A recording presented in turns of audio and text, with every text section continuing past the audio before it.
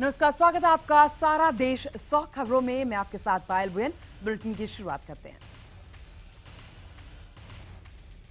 पुंछ के कृष्णा घाटी मंडी और सब्जियां सेक्टर में पाकिस्तान की ओर से रात भर फायरिंग होती रही। सेना ने 4 से 5 आतंकियों को नियंत्रण रेखा के इलाके में घेर लिया, जिन्हें बचाने के लिए पाकिस्तानी सेना ने रात भर फायरिंग की। पश्चिम बंगाल में लगातार हो रही बारिश से 14 जिलों में बाढ़ का असर है, जबकि 2 लाख लोग प्रभावित हुए हैं। इसके अलावा अब तक 50 लोगों की मौत हो चुकी है। बारिश और बाढ़ की वजह से बांकुरा और मिदनापुर सबसे ज्यादा प्रभावित नजर आ रहा है। इनके अलावा बीरभूम, बर्धमान, हुगली, उत्तर 24 परगना, दक्षिण 24 परगना और हावड़ा में बाढ़ का सबसे ज्यादा असर है। बाढ़ से बंगाल में करीब 20 लाख हेक्टेयर फसल बर्बाद हो गई, जबकि 2 लाख से ज्यादा लोग रिलीफ कैंप में रहने को मजबूर है। मौसम विभाग के मुताबिक अगले 2 दिनों तक और बारिश होती रहेगी।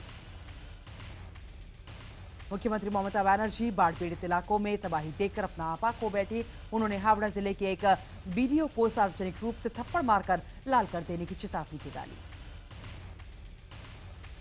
ममता ने बीडीओ को धमकी देते हुए कहा कि आपका इलाका बाढ़ के पानी से जलमग्न है और आप फोटो खिंचवाने में ज्यादा दिलचस्पी ले रहे हैं।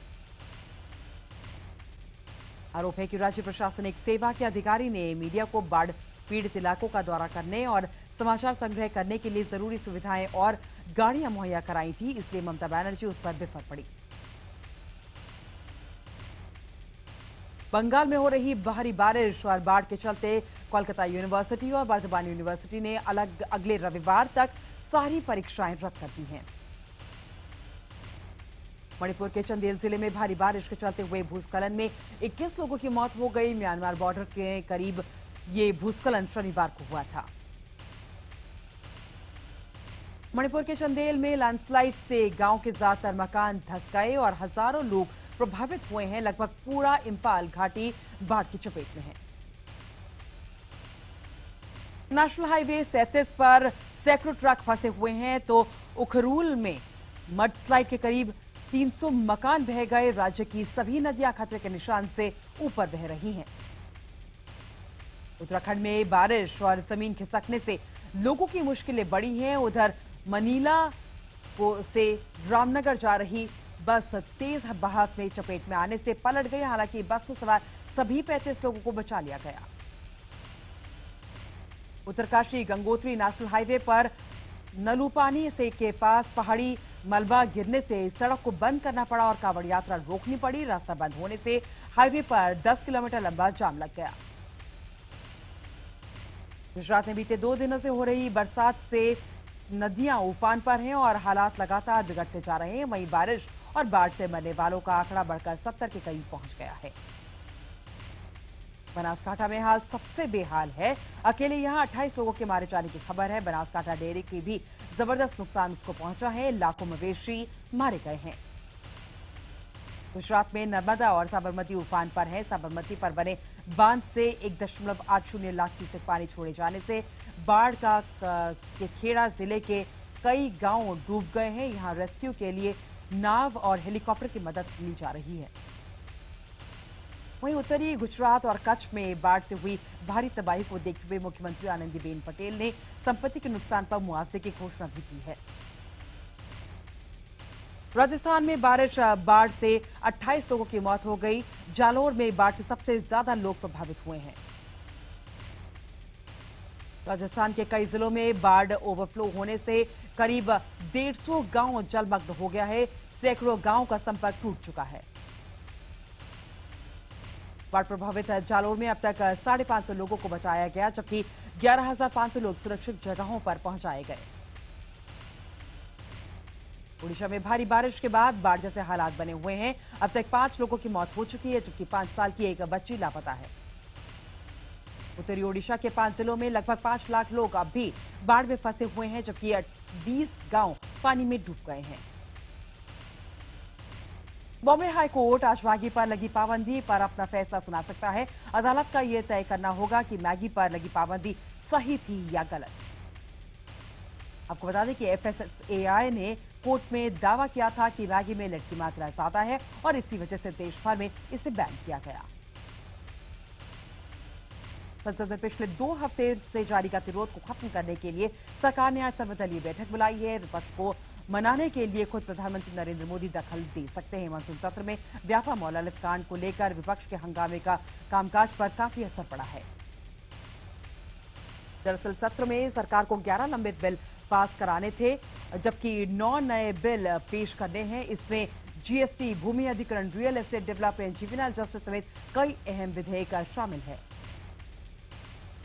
एक तरफ जहां कांग्रेस मंत्रियों के इस्तीफे पर अड़ी हुई है, तो सरकार ने कहा है कि नेताओं के इस्तीफे किसी कीमत पर नहीं होंगे। सर्वदलीय बैठक से पहले अरुण जेटली ने कांग्रेस और विपक्ष पर निशाना साधा है। उन्होंने कांग्रेस पर जीएसटी बिल लटकाने का आरोप लगाया है। उन्होंने कहा है कि यूपीए ने ही 2006 में बिल प्रस्तावित किया था और मोदी सरकार ने इसमें सिर्फ थोड़े से बदलाव किए हैं।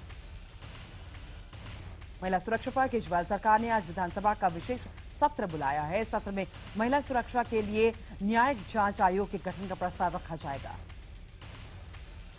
दिल्ली में कांग्रेस ने केजरीवाल सरकार के खिलाफ मोर्चा खोलते हुए रविवार को अलग अलग जगहों पर प्रदर्शन किया। कांग्रेस ने केजरीवाल सरकार पर विज्ञापनों में खर्च रुपए को लेकर हमला बोला।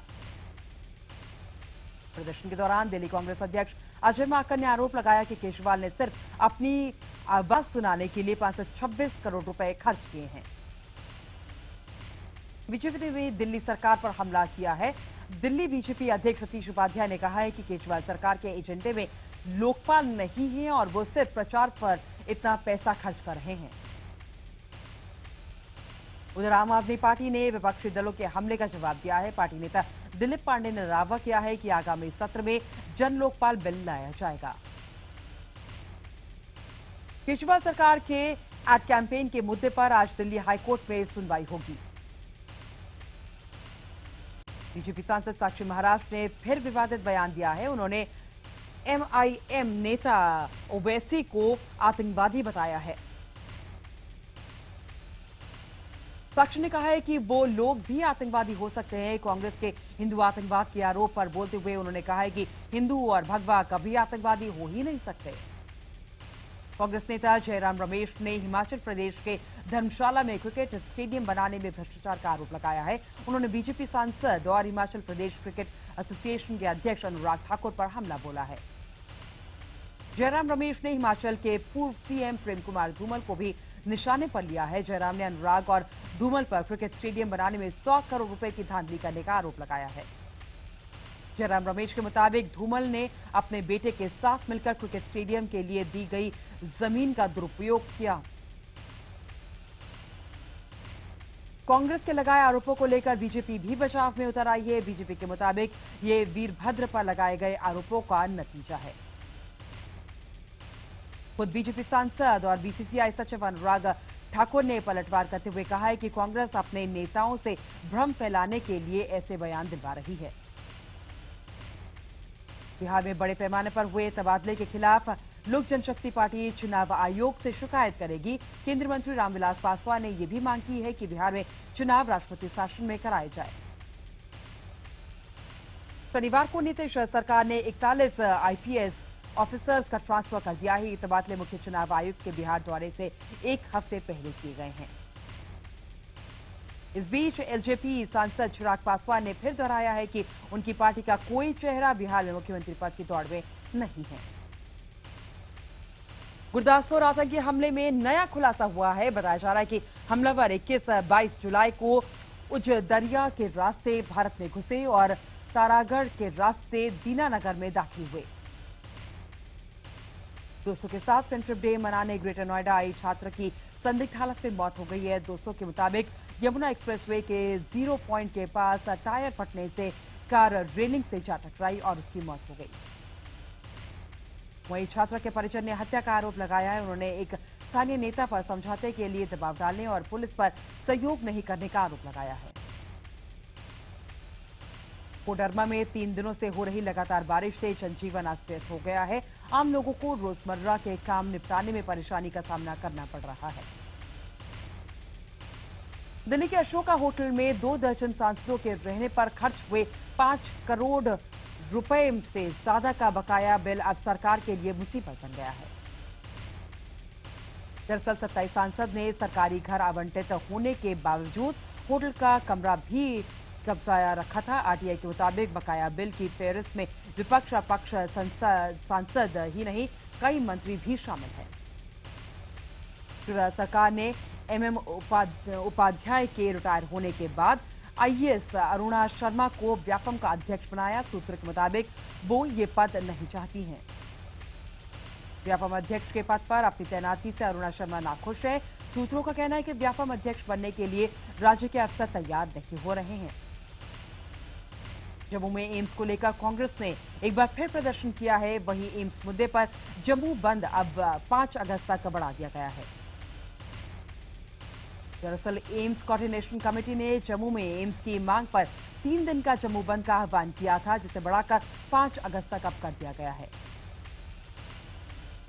उत्तराखंड के हरिद्वार में शराब के नशे में धुत एक कार ड्राइवर ने जमकर उत्पात मचाया। अपनी कार से उसने एक दारोगा और एक सिपाही को कुचल दिया।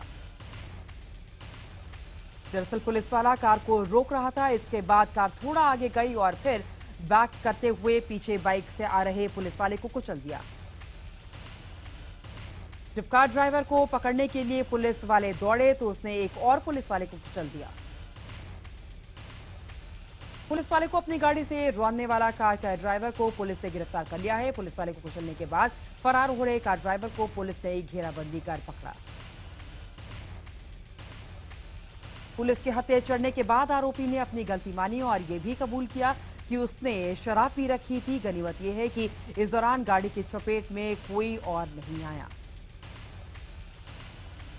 हरिद्वार में घायल हुए पुलिसकर्मी को काफी चोटें आई हैं, लेकिन डॉक्टर के मुताबिक उसकी हालत में सुधार है। राजस्थान के जोधपुर में तीसरी क्लास के बच्चों को नैतिक शिक्षा के नाम पर पढ़ाया जा रहा है कि आसाराम महान संत है। रेप आरोपी आसाराम करीब 2 साल से जोधपुर की सेंट्रल जेल में बंद है। 80 से ज्यादा स्कूलों में पढ़ाई जा रही किताब में देश के लिए अमूल्य योगदान देने वाले महान संतों और महात्माओं के साथ आसाराम का फोटो भी है। उधर इस मामले के बाद शिक्षा महकमे ने कहा है कि इन स्कूलों से जवाब मांगा जाएगा। तो प्रकाशन का कहना है कि ये 5 साल पुरानी किताबें हैं और अब इन्हें वापस लिया जा रहा है। कांग्रेस और दूसरे दलों ने किताबों में रेप के आरोपी आसाराम को महान संत बताए जाने पर सवाल उठाए हैं। कांग्रेस ने कहा है कि इन किताबों को बदलना चाहिए। वहीं जेडीयू और आरजेडी ने इस बहाने राजस्थान सरकार और सीएम राज्य को घेरा। इन सब के बीच केंद्रीय मानव संसाधन विकास राज्य मंत्री रामशंकर कठेरिया ने कहा है कि इस मामले की जांच की जा रही है। नोएडा के बियर बार संचालक सचिन दत्ता को महामंडलेश्वर बनाए जाने पर अखाड़ों में नया विवाद खड़ा हो गया है। निरंजनी अखाड़े के सचिव और अखाड़ा परिषद के अध्यक्ष ने पूरे मामले में जांच बिठा दी है। जांच रिपोर्ट 20 दिनों में आएगी, जिसके बाद सचिन दत्ता से सच्चिदानंद बने गए महामंडलेश्वर पर कोई कार्रवाई की जाएगी। खुला विवाद में दिल्ली के सीएम अरविंद केजरीवाल के बाद अब सुपरस्टार आमिर खान भी घिर गए हैं। फिल्म पीके में पुलिस वालों को ठुल्ला कहकर बुलाने के मामले में आमिर के खिलाफ शिकायत दर्ज कराई गई है। आमिर के खिलाफ दिल्ली के अशोकनगर थाने में मामला दर्ज कराया गया है। शिकायतकर्ता का नाम उल्लास बताया जा रहा है और वो एक शॉर्ट फिल्म मेकर है। केकेआर टीम के मालिक शाहरुख खान पर मुंबई वानखेड़े स्टेडियम में घुसने पर लगा पाबंद हटा लिया गया है। एमसीए की बैठक के बाद उन पर लगा ये बैन हटा लिया गया। 2012 में शाहरुख पर आईपीएल मैच के दौरान एमसीए अधिकारियों से गाली गलौज के बाद 5 साल के लिए उन पर बैन लगाया गया था। अलीगढ़ में एक मां को बजरंगी भाईजान की तलाश है जो उसके 24 साल के बेटे को पाकिस्तान से ला सके। सलमा 1993 में अपने माता पिता के पास पाकिस्तान गई थी, लेकिन अपने बेटे के बीमार होने के बाद सलमा उसे नाना नानी के पास छोड़कर ही भारत लौट आई।